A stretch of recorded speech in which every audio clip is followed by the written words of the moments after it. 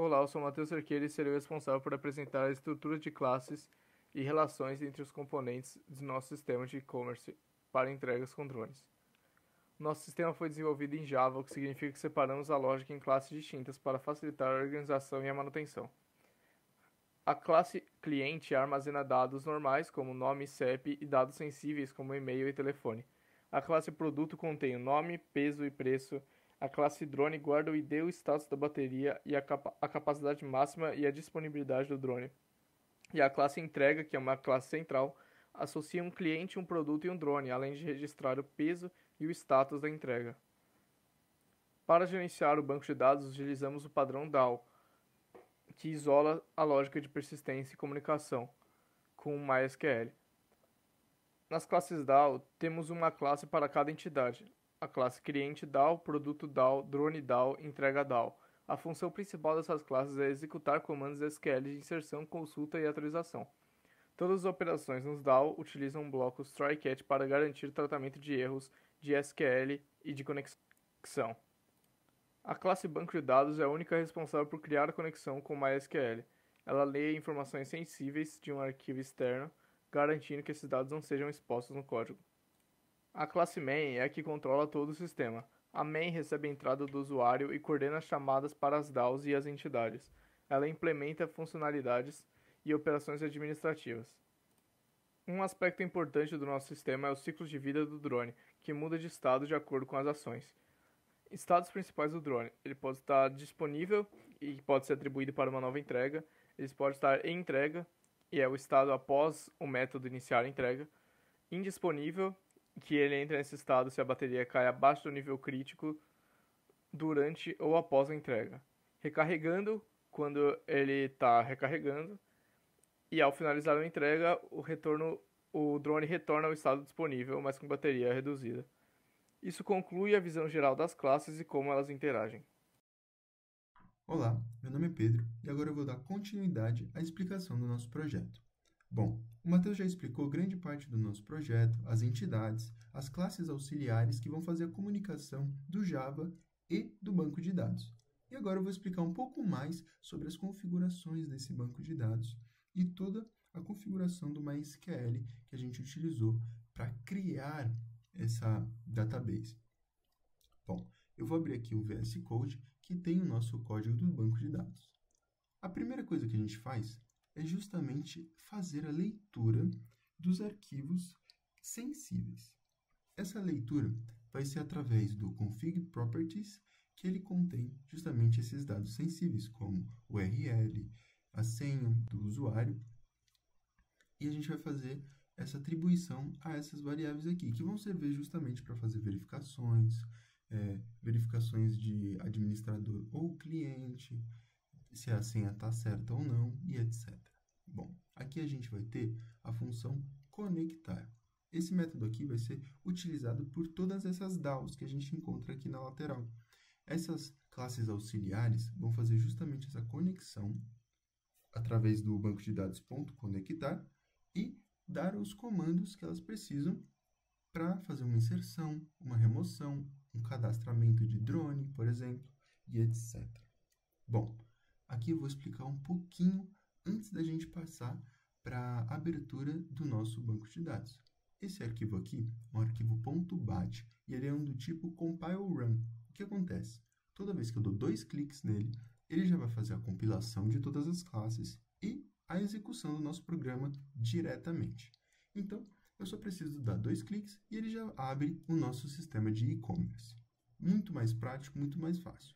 Lembrando que sempre, em todos os nossos arquivos aqui, todas as classes, está no cabeçalho as referências que a gente utilizou para fazer essas implementações.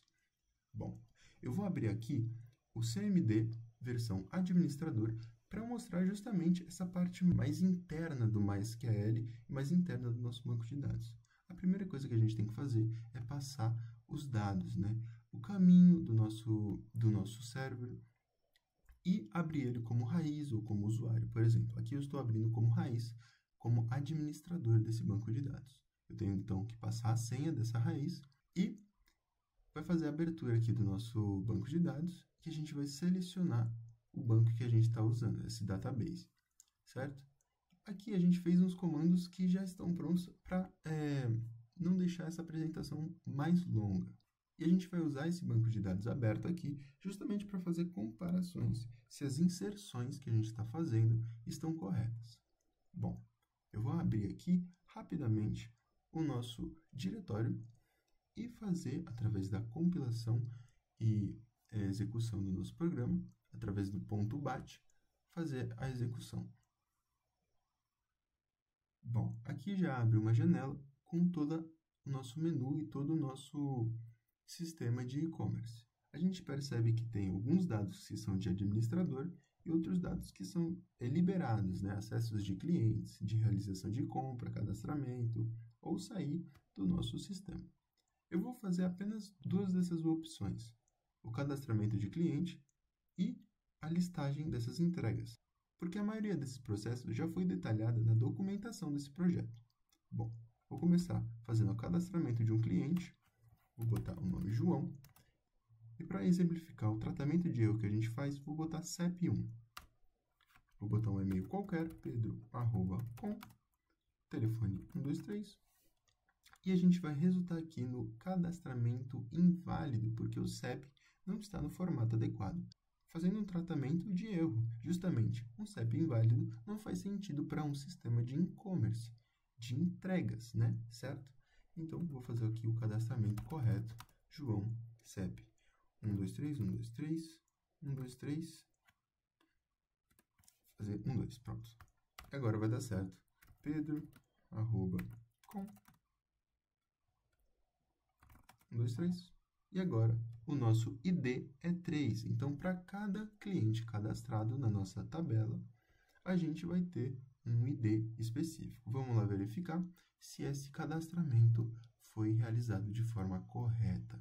Aqui tem um arquivo .md justamente para me auxiliar nessa apresentação. Vou selecionar aqui os dados de todas as tabelas, abrir no nosso banco de dados, copiar e colar, e a gente já vai ver aqui o João 123, 123, 12, e-mail pedro@com e telefone 123. Ponto. Foi atualizada aqui no nosso banco de dados, foi feito através do nosso Java, então a gente confirma que essa integração está feita de forma correta. Bom, vou executar aqui a opção 5, vou digitar a senha. Aqui ela está sendo mostrada porque isso vai ser a tela do administrador. Não necessariamente quem vai estar executando vai saber a senha, vai executar essa senha, certo? Bom, aqui a gente vai ter um pedido pendente. Vou realizar outra compra, para a gente mostrar que essa tabela também está sendo atualizada.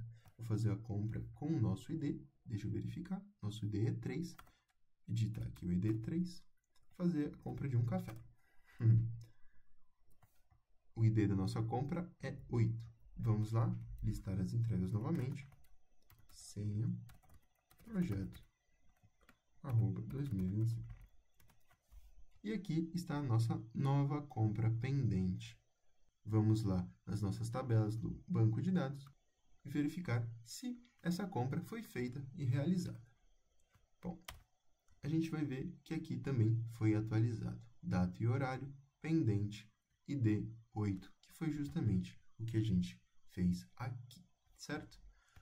Vou dar um 0 para sair do nosso sistema de e-commerce e aqui finaliza a nossa apresentação. Bom, toda essa integração está funcionando corretamente e o nosso sistema entrega o que foi pedido no enunciado deste projeto. Eu agradeço a presença de todos e até uma próxima apresentação.